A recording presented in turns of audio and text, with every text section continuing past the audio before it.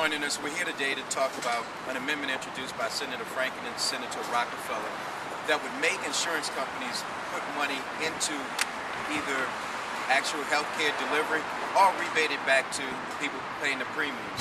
Which, if we look 13 years ago, most insurance companies put 95% of the premium into actual healthcare. Now that number's down closer to 81%. And that difference goes to CEO pay, it goes to advertising, it goes to marketing. The truth of the matter is that money should go to healthcare delivery, or it should go back to the person paying the premiums, which in this economy, that money back into the pockets of people paying the premiums would allow them to consume more or reinvest in their business.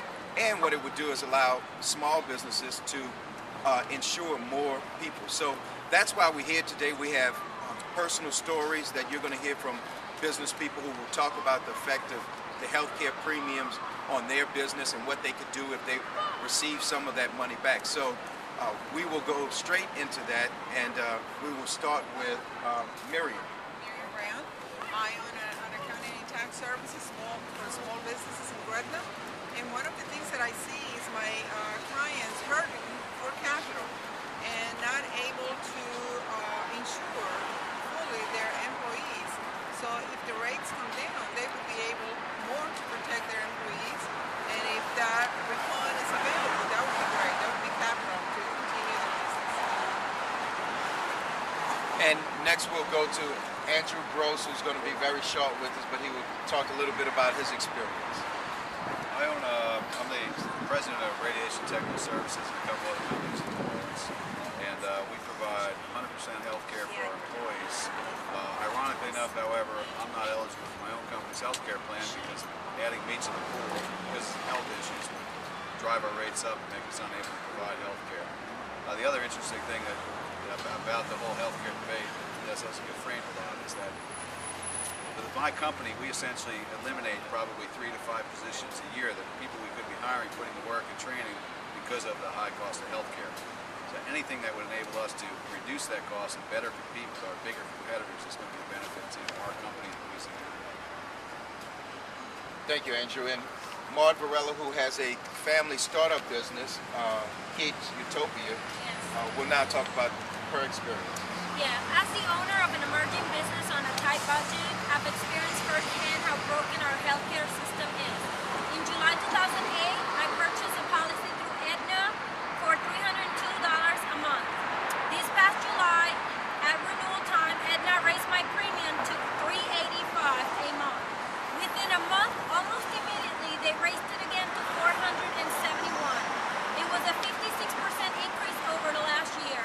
The uncertainty forced me to cancel my healthcare coverage. Currently, I'm one of the 47 million Americans without healthcare insurance, looking for other options.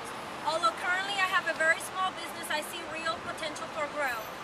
Soon, I look forward to hiring additional help and retaining employees by offering quality and affordable healthcare coverage. Unfortunately, under our current system, it is impossible. We need change, and status quo is not an option. Thank you.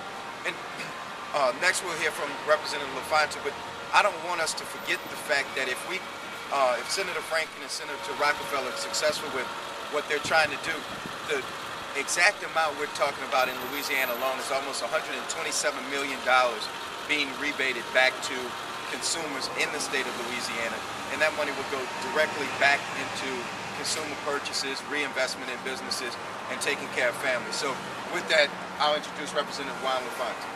Hello, thank y'all for having me here today. It's nice to stand beside everybody here, the small business owners, and people to talk about this really critical issue, healthcare. We look back even 14 years ago, the premiums were basically getting paid by these private industries at about 95%. Now today, they're doing an average about 81%. And what that's doing is rolling over those costs to the people that are trying to obtain healthcare. What they've done with the profits they made from that is they've actually disqualified people, raised the premiums, and found different ways to not insure people throughout this country.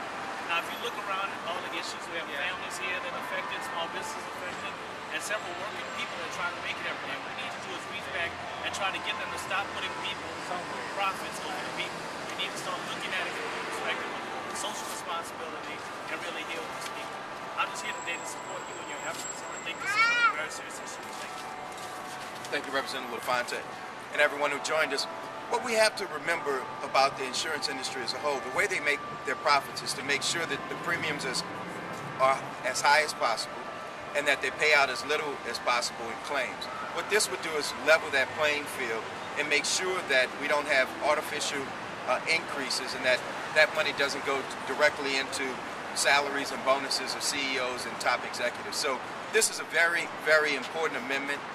It's an amendment for the people, and it doesn't make sense to really have a moral compass if you don't have the will to go in the fight for things that are important.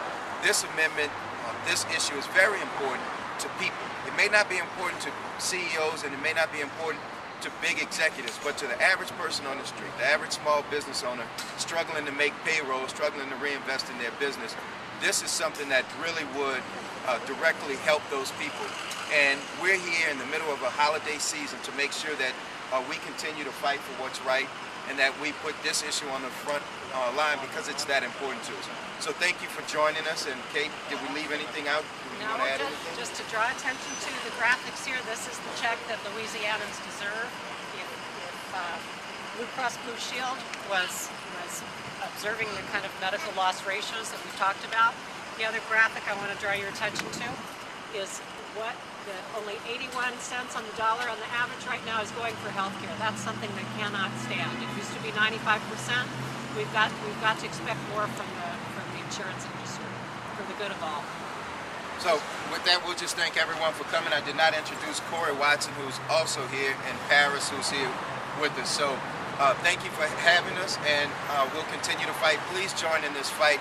Contact your congressmen and your U.S. senators and tell them how important this issue is. Thank you again.